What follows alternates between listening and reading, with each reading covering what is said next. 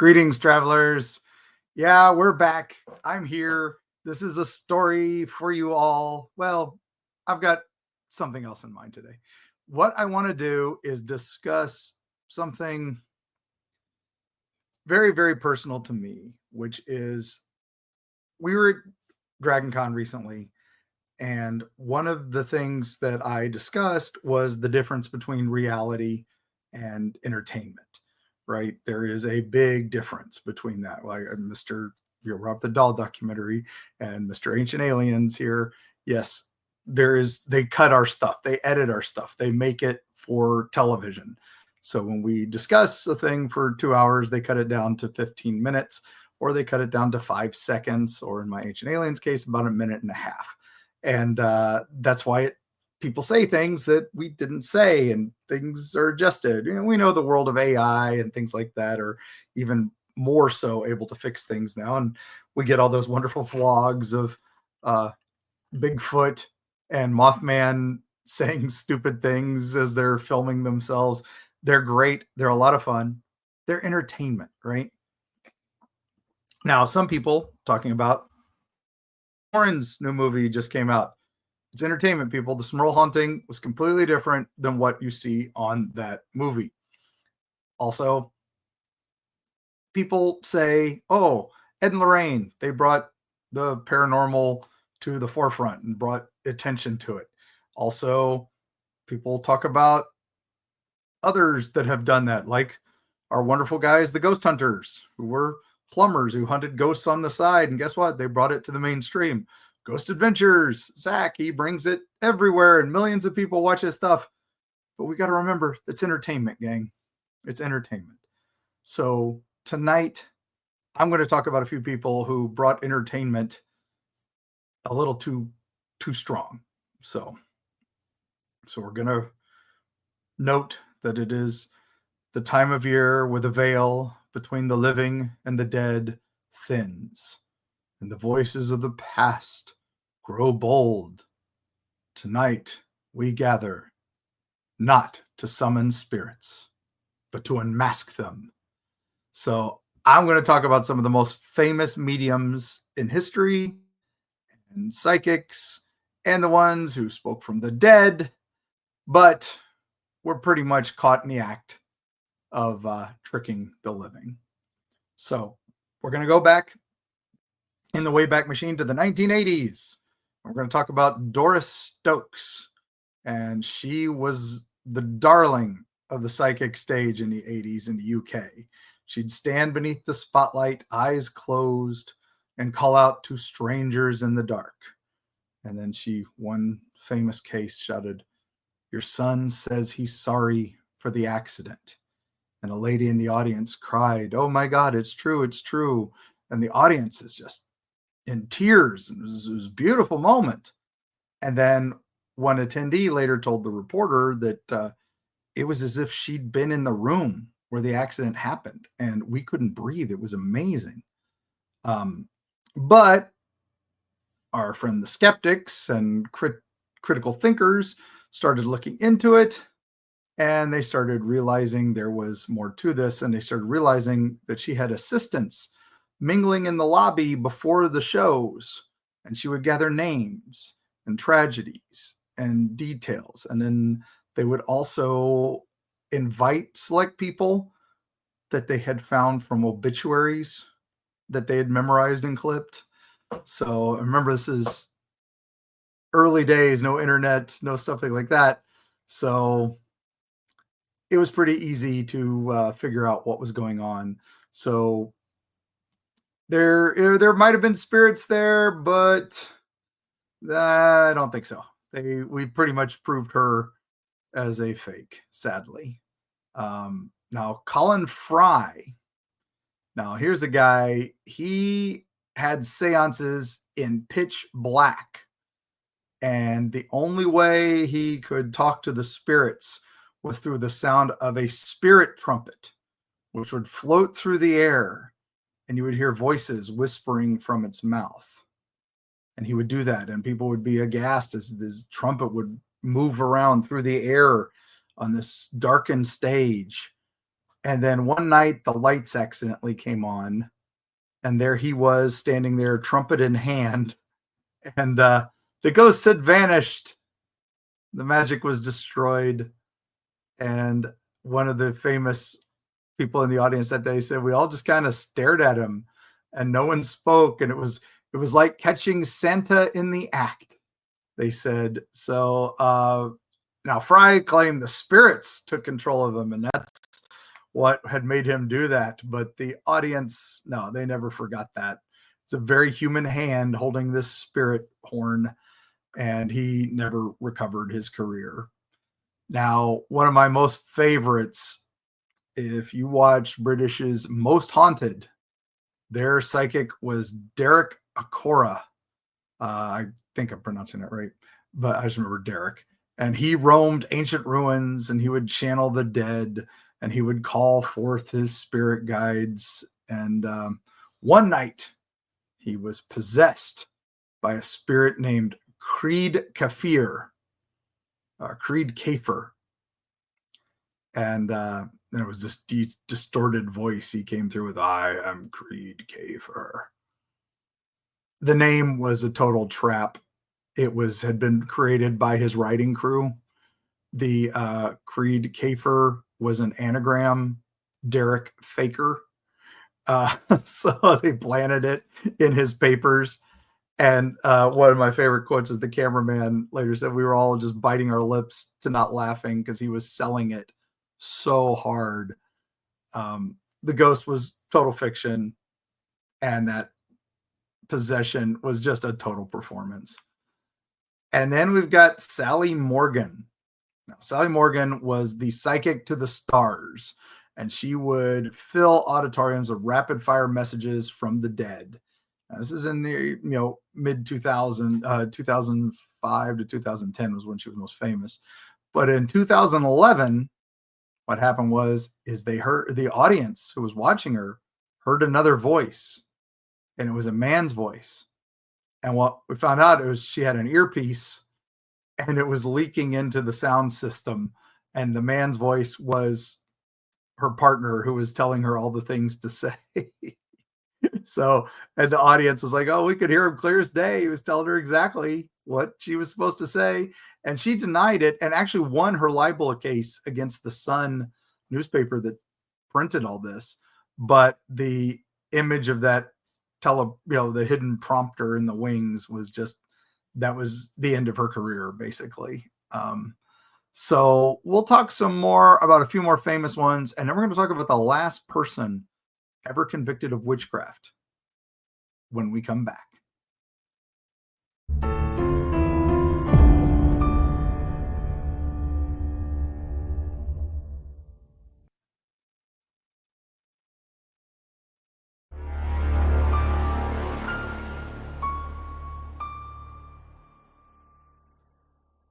Okay, those are the fun ones. Now we're going to get into some serious cases of psychic. So, we talk about this, the allure of communicating with the dead, for seeing the future. It's just fascinated us forever. And it gave rise to basically a multi-million-dollar industry of psychics, mediums, spiritual advisors. Now, while many do operate saying, "Hey, we're entertainment, we're spiritual guidance," but some have been exposed as frauds, and they preyed on the weak and vulnerable. And that's the ones we can't stand, right? So we'll first talk about the Maria Duvall scam. Now, this one was a far-reaching scam, probably one of the biggest in U.S. history. It was a mail fraud scam, and it ran for about 2 decades and swindled about $200 million from 1.4 million victims, primarily the elderly and many of the financially distressed, sadly. And it basically involved, they sent personalized letters, seemingly from a renowned psychic named Maria Duvall. They promised wealth, luck, solutions to personal problems in exchange for a small fee. And they created this false sense of personal connection and urgency. They targeted individuals on mailing lists known to be receptive to such offers. And the mastermind behind this fraud was Patrice Runner, a Canadian citizen. And Runner and his associates used a network of shell companies to process payments and obscure their involvement.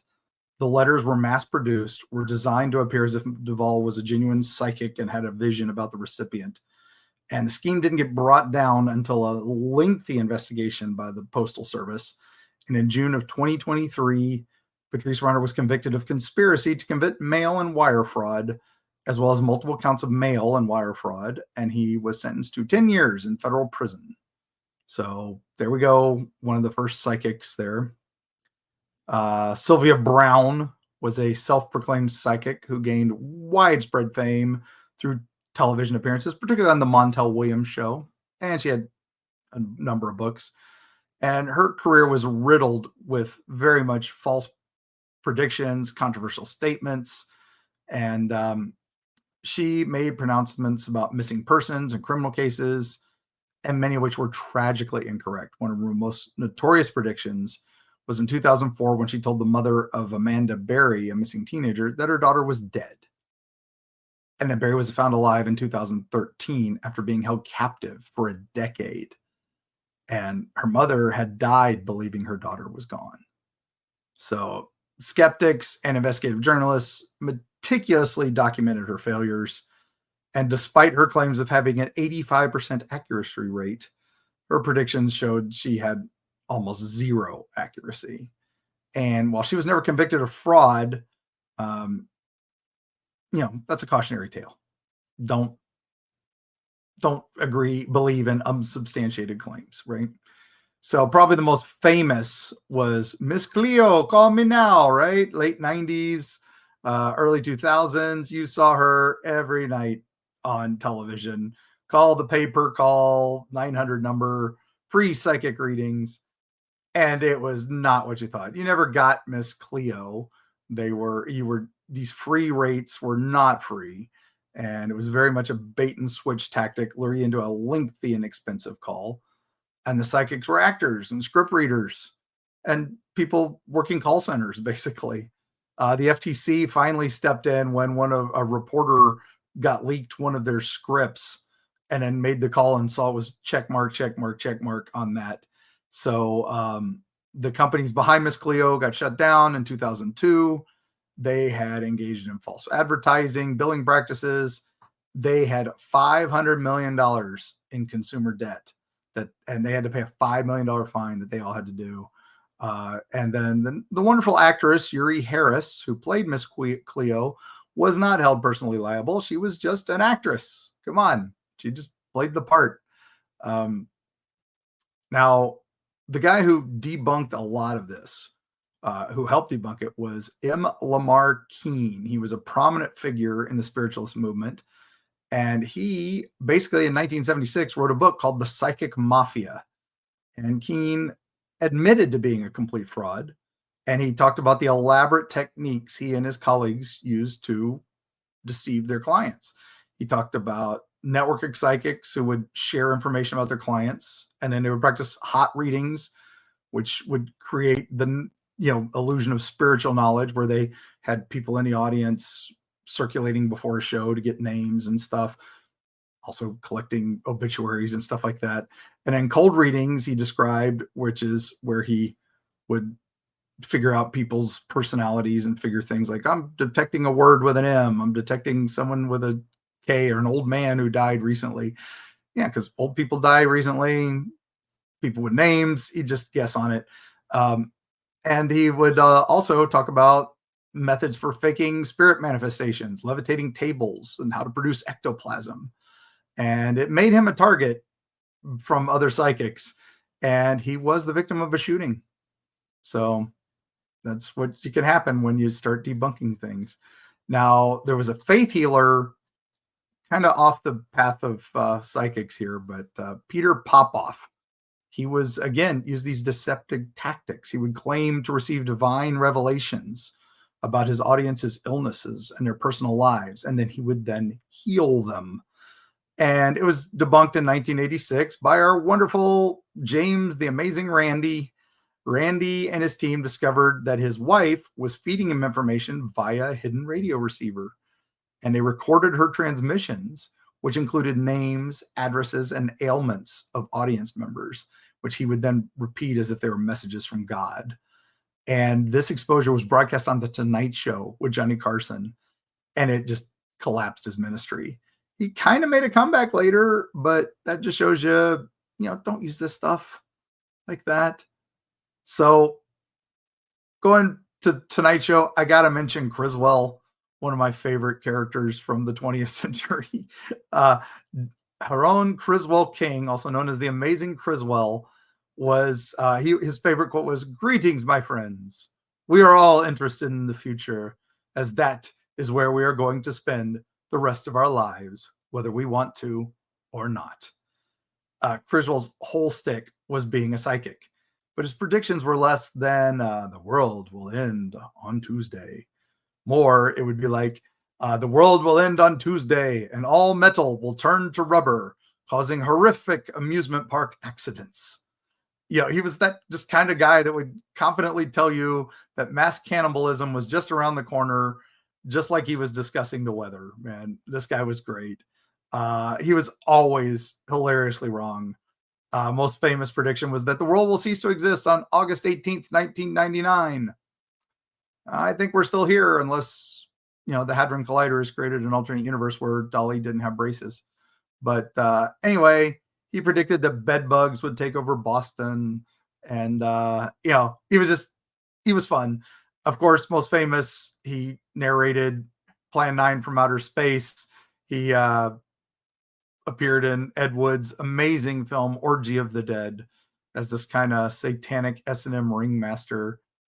Because of course he did. That's this guy. But he was on The Tonight Show a bunch and a lot of fun. And famously, he slept in a coffin because he just thought it made him seem weird. He wasn't a prophet. He didn't claim to be a full psychic. He was a performance artist. He was hilarious, and he dressed amazing. So, enjoy him for what he is. But we're going to talk real quick about the last witch of Britain, Helen Duncan. This is our final act. She was born in Scotland in 1897, and she was a medium who conjured not just voices, but shapes. Ghostly forms wrapped in ectoplasm oozed from her mouth like pale silk, and her audiences would sit in tight circles, hands clasped, in the air thick with that candle smoke. And she would wear a black robe and blindfold her spirit guide, and Albert would speak in a slow drawl. One person remembered, when the curtains opened, I saw a face, pale, floating. I wanted to scream, but I couldn't. In 1941, she summoned the spirit of a sailor from the HMS Barham, and he said that his ship had sank. The problem with this was a military secret. The Admiralty Board of England had not announced that ship had gone down.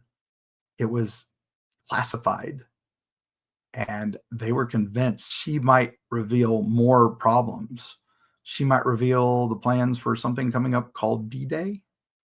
So in 1944, they raided her seance in Portsmouth, but they charged her not with fraud, but under the Witchcraft Act of 1735, which is a law over 2 centuries old. So the Witchcraft Act was not about burning witches. It assumed witchcraft and spiritualism weren't real. Instead, it punished those who pretended to have magical powers, treating them as fraudsters. The maximum penalty was a year in prison. And by the mid 20th century, this thing was an ancient relic. People had forgotten about it until Helen Duncan's trial. It made headlines. She was convicted. She was sent to jail for 10 months. And now there was a public outcry over her conviction, and it did help Parliament push to repeal the act, but not till 1951. They did replace it with the Fraudulent Mediums Act, which targeted deception for profit rather than supernatural claims. So the prosecution painted her as a dangerous fraud. The defense argued she was harmless. She was just comforting the bereaved. But the Daily Mail reported, medium jailed as witch. Portsmouth seance ends in arrest. And she served 9 months in Holloway prison. And so she was the last person in Britain ever jailed for witchcraft. Interesting, right? So the Maria Duvall scam, Sylvia Brown, Miss Cleo, Peter Popoff, that just shows how many people use different memes to fraudulently use psychic powers, faith healers, mass mailings, deceptive advertising, cold reading, electronics. It's just shows how many people can do these things. And these are the most egregious offenders. The psychic industry is still largely unregulated, and these stories serve as a reminder. Just approach these things with a skeptic's brain here. Don't, if somebody has supernatural abilities, just say, all right, be wary. Even Ed and Lorraine Warren, they admitted they were only good about 60% of the time. So there you go. Now, I still say psychics are probably one of the best tools for ghost hunting and spirit hunting and stuff like that, because I'd rather have someone's impressions and emotions rather than a spirit box that's randomly picking words, or a radio thing that's just rotating radio channels. There's just EMF detectors are too easy to fool. So you got to go a mix of both, gang. That's just how we do it. But anyway, all that said, you got some travels ahead for you, gang. If you want to go to some of these places that they happen, London Stage is a great place for most of those locations. And you can also look out to your local library and look up books on psychics. Also, watch some of the old Johnny Carson appearances at Criswell, and you'll have a good time. But let's end with this. Some say they were frauds, others martyrs to the unseen. But on nights like this, when the wind rattles and the windows shake, the candle burns low, you might hear them still. And Helen, she was noted to vomit forth ectoplasm. They figured out it was cheesecloths and egg whites that she would swallow before the performance. So if that ghostly face appears in the window and you smell that egg and the damp cloth, well, maybe Helen Duncan has come for one last seance. And we'll see you on the other side.